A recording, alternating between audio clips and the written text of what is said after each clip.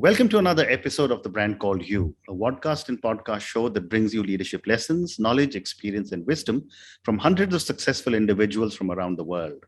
I am your host, Ashutosh Garg, and today I'm delighted to welcome a very, very creative individual from Bangalore, India, Kamini Rao. Kamini, welcome to the show. Hi, Ashutosh. It's really nice to be on here. I've been enjoying a few of your videos before me. Thank you.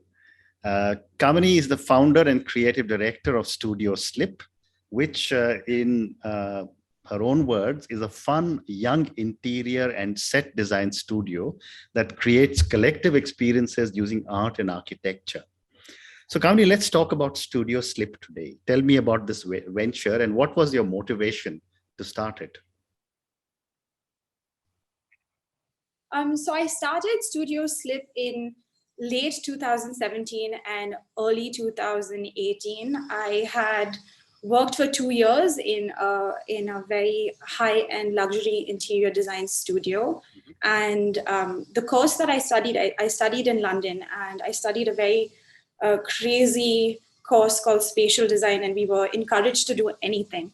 And so when I came back to India, when I left my first job, I wanted to do anything, and there wasn't any other studios doing a variety of projects. So that's how I broke out and started doing it on my own.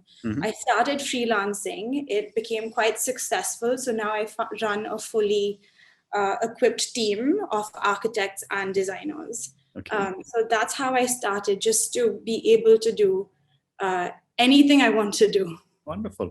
So, you mentioned that you did a course in spatial design. For my understanding, and for a lot of our viewers and listeners, what is spatial design? And tell me about your journey as a spatial designer. All right. So spatial design means anything 3D. You can do furniture design, you can do interiors, you can do architecture, you can do sets and exhibitions. You can do sculpture, space, you occupy space, and as long as you're designing that occupied space, it can mean anything. So I like the term because it's quite, it doesn't constrict you to any sort of particular field.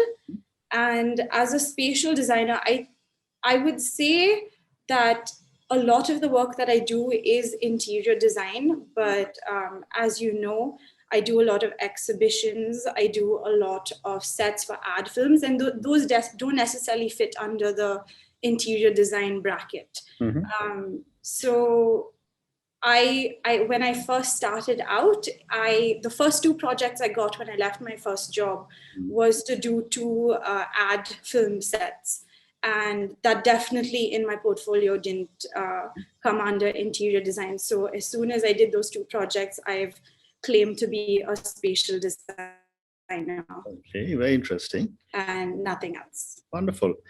And, from the perspective of you being a startup entrepreneur, also, if I can use that, for a lot of our startup entrepreneurs who will listen to our show, what have been some of your key learnings as you have built Studio Slip?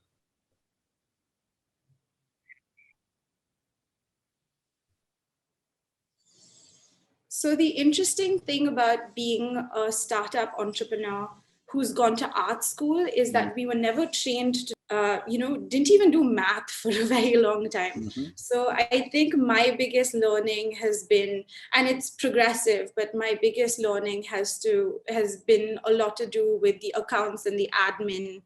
And a lot of it is also people management, which is again a skill that you learn more on the job than definitely not in art school. So I think I've grown better as a boss. I've grown better as someone who can manage people, and I definitely now don't have a choice. I have to have all my books in order as well. So it's been a huge learning curve from just the design aspect to also the business aspect. Wonderful. What a great message that you need to be able to understand money and people to be able to manage a business, isn't it? Yeah. Wonderful. So, Kamini, you have built giant cakes, designed cozy mountain homes, created fake aeroplanes, and architect a house for a doll. How have you managed so much diversity? Gosh. it's bonkers. I'll admit that we're all running around like hell.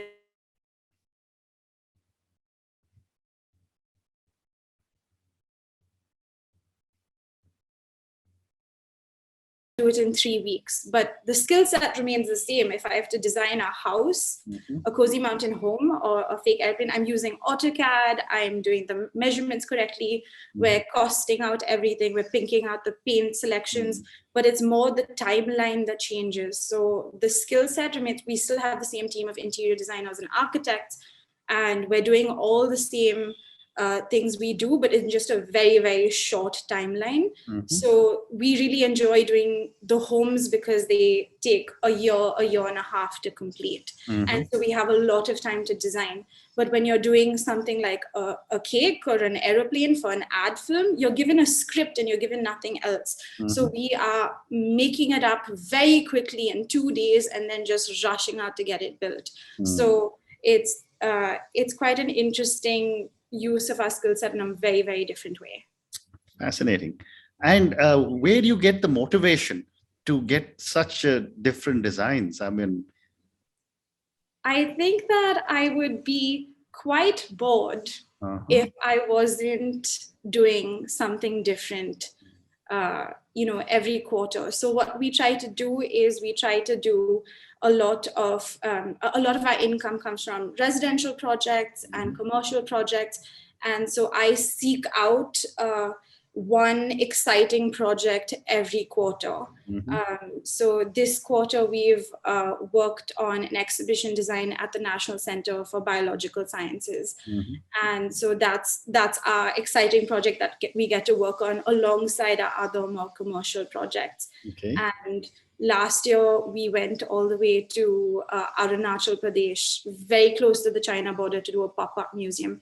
So it's almost, I wouldn't compare it to a CSR initiative, but I would say that it's a low it doesn't give us too much income, but they're passion projects. And I make sure I schedule them into our year when we're planning it out. Okay. So moving on now, you designed a vaccination plant in Tanzania. What was it like to work in a different country?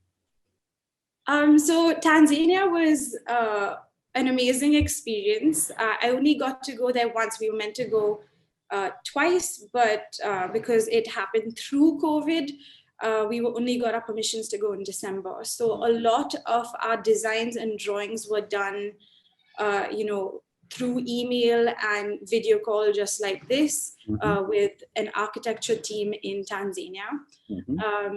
When I actually got to go in December, it was surreal. It was very, very interesting. It was definitely the industrial area of Dar es Salaam. So in Bangalore, it would be the equivalent of Pina. I'm not sure what the equivalent would be in Delhi, but definitely not glamorous at all. Very, very industrial and hardworking conditions and very hot.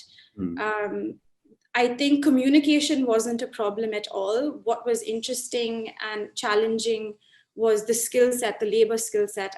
The Tanzanian people are very good with woodworking, but maybe more newer technologies like laser cutting or any other sort of work was quite difficult for them to do. So we had to change our designs around very quickly to make sure it was something they were capable of doing in a high quality and very short timeline. But yeah, it was amazing to work for in the medical field, especially with what's going on currently. I know. And vaccination plants do need a lot of care because of the kind of medicine or the vaccines that are being produced there. Correct. And what was it like culturally to work in such a different environment? I do have to say it was very similar to India. Firstly, you have a huge Gujarati population over there. So that in itself, you almost feel like a culture shock. I felt sometimes I was in Gujarat or Ahmedabad. But where we were in the industrial areas, we had just an amazing, amazing team of architects and scientists. They also got very involved because we were designing the spaces that they would work out of. Right. And they were lots of fun. I was there during Christmas times. I got invited to lots of dinners and drinks, and they were very friendly, very hospitable, and it's a beautiful, beautiful country. I agree. It is. It is.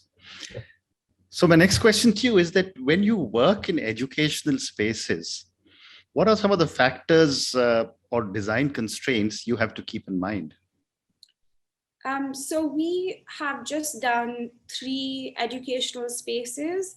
The big one that we're doing right now is for Azim Premji University, and that's been a little tough because that has actually been through lockdown. So it's been 2 years of work, and we've gone through 2 lockdowns, and we can't start. I mean, campuses have slowly started coming in, but the designs we did pre-COVID may not apply to today's circumstances of social distancing. So we've had to do a lot of like quick measures to make sure that desks are put apart, that we have enough glass partitions, that we have a sort of sanitizing unit before you enter.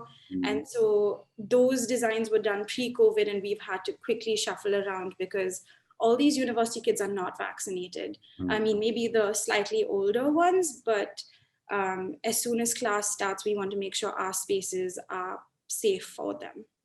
But are you saying that these educational institutions are making permanent arrangements for managing COVID with all these glass partitions, or is it a temporary phase? Well, this institution in particular is currently in construction. So we had the ability to start separating things out. I wouldn't say the same for institutions that have already exist and maybe, you know, just be pulling tables apart and things like that. But in this particular instance, we had the ability and the opportunity and the budget to sort of change things quite last minute to make sure it works for the safety of the students. Which means your space requirements must have gone up significantly if you're going to keep 2 meters between every student.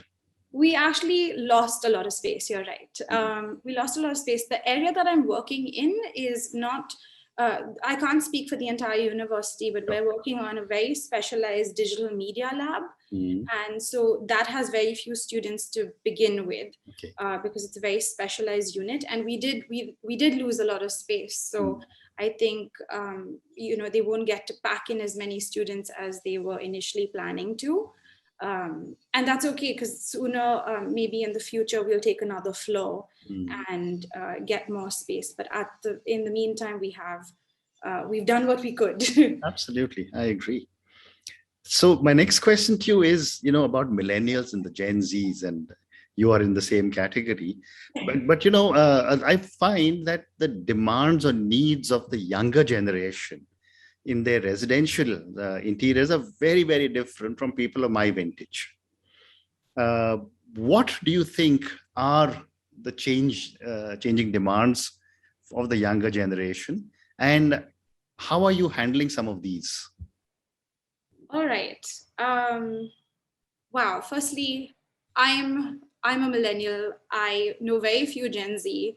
I know that I have some very specific requirements. One of them, for example, like you, is to have proper light coming in, because now we're doing a lot of online classes and things like that. I think Gen Z has more particular demands.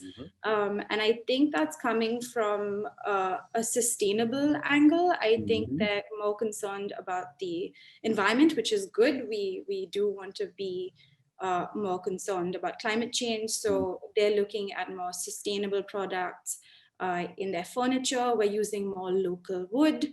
And more vernacular techniques. And I think they're encouraging that. The older generation, you know, they have an affinity to look for designs from the West. And although we are more global in our design aesthetic, I think Gen Z and millennials are looking at a lot more simpler, minimal, and local sort of furniture and products. Very interesting. And in terms of the older generation also spends a lot of money on arts and artifacts in their homes. I find the homes of younger people are far more basic, zen, or whatever terms you want to give it. What are your thoughts? I agree with you, but I also think that comes from like what a young person wants to spend their money on. They definitely want to travel, and rather than spend money on decorating their home. You're right, it's very, very minimal. And I feel like me, as an example, I definitely had a very bare room and a very bare office. But as I grow old, I am starting to collect artifacts and art from my peers. I think that interest comes after you travel a bit, you see something that you want to keep as a souvenir. I think Gen Z will slowly get that. I don't think we're going to go minimal in the future. I think Gen Z will just grow out of it and start collecting more and hoarding more. I think we do that as we get older.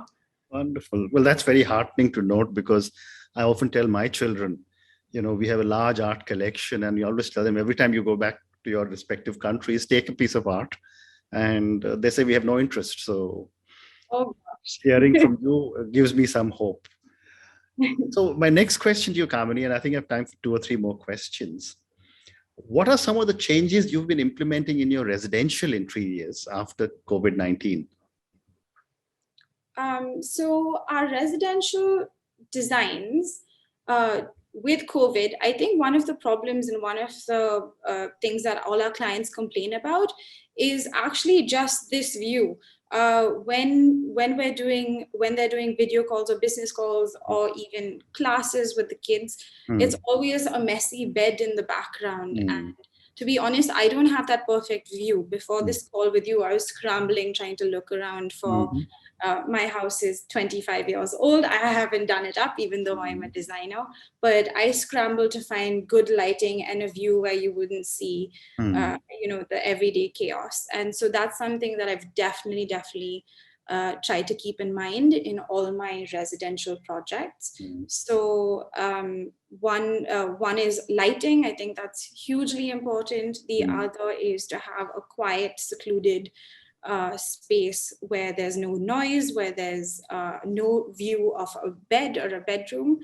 And you can do this even in the tighter spaces. And another thing that I think Bangalore's growing quite a bit, and we're getting a lot more apartments. Bangalore's known for its space and its bungalows, but we are on the outskirts of the city getting a lot more smaller, tighter, compact apartment buildings. And so these things in those spaces make a huge difference. And would it be right to assume, and this is based on some conversations I've had, that the demand now for housing is for larger apartments, because every young person who's buying, or every young couple who's buying, are factoring in space for a work or a work from home kind of an office for both the individuals. Do you see that happening as well? I think so. I think that people are looking at 3 to 4 BHKs, where earlier they were quite content with a larger 2 BHK or even a studio apartment. I don't see how studio apartments or these 1 BHKs will work out so well in the future. They're great for when you're young, when you're a student or you're doing an internship. But in terms of a long-term investment, they just don't make sense anymore. I'm in construction, so it means that I don't have an option of work from home. Right. My team comes to work, we all go to our sites, but the rest of my family, it's been 2 years and they're very, very content with not going back to work. But it does mean we've done a lot of makeshift spaces. Our guest room is no more. We don't have guests. It's definitely become a workspace. Correct. And I do see, I'm not close to buying an apartment right now, maybe in a few years, but I would be looking for that spare room. I don't even think it would be for a future child. It would be as my workspace. It's fascinating. And I've got time for one more question, and I was trying to debate what to ask you. But you did mention that you are using a lot of local material now. Tell me, what kind of local material are you using? And are you using this because of for demand from your customers, or is just more efficient? So this is a very interesting question, because what actually happened during the first lockdown is we had a shortage of labor, and we just didn't have enough. A lot of our material in Bangalore specific, is being imported from Gujarat and Mumbai and is coming into the city. So we had a huge shortage of tiles. We had a huge shortage of a whole range of things. And so what we had to do was we immediately started looking at Chettinad. We started looking more, when I mean local, I don't say Bangalore, but I say I know, in and around you. Yeah, so we started using more Chettinad, Atnaguri tiles in our projects, and even though it to some people it seems old-fashioned, we've tried to make it cool again. We're looking at there's a very interesting company called Carbon Craft, where they take pollution and they have it turned into ink that's used in tiles. And so they're based in Goa and Karnataka, and so we started sourcing from them a lot. Down Shivaji Nagar, cane's very popular right now, rattan and cane. And so we have our local vendors in Shivaji Nagar who just make cane and lights for us. So it happened. I do have to say it happened because of lockdown, but it's a trend that I want to continue. I think is really nice. I've discovered a lot more artists in around the region. We have this beautiful Channapatna artist who makes lamps and contemporary interior decor items from those Channapatna toys. And I think they're so wonderful. I started using them in all my projects. And this honestly has only happened because there was a deficit, and it forced me to look around. And now I don't want to change the habit at all. I want to continue being local. Oh, fascinating. And I must mention to you that, 38 years ago, when my wife and I set up our first home in Calcutta, it was full of cane. Oh, cane was very, very big in those days. Then it seemed to have disappeared. And I'm happy to learn that it's coming back now. But I hope you kept all your cane items. No, they don't last so long.